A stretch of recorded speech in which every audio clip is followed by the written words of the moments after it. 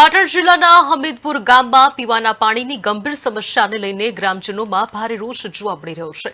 સ્થાનિકોના આક્ષેપ મુજબ ગામમાં મળતું પાણી ક્ષારયુક્ત અને વધુ ટીડીએસ ધરાવતું હોવાથી તે પીવા યોગ્ય નથી અને લાંબા સમયથી આ પાણી પીવાના કારણે ખાસ કરીને મહિલાઓના સ્વાસ્થ્ય પર ગંભીર અસર પડી રહી છે। ગ્રામજનોનો દાવો છે કે કેટલીક મહિલાઓને હાડકા અને પગની તકલીફ વધતા સર્જરી સુધી કરાવવાનો વારો આવ્યો છે।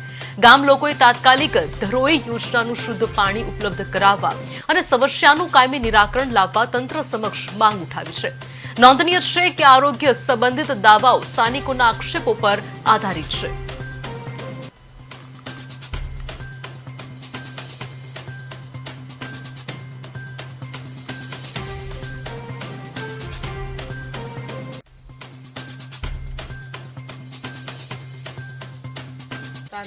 તે ધરોઈનું પાણી ચાલુ કરાવવામાં વિનંતી છે અમારી।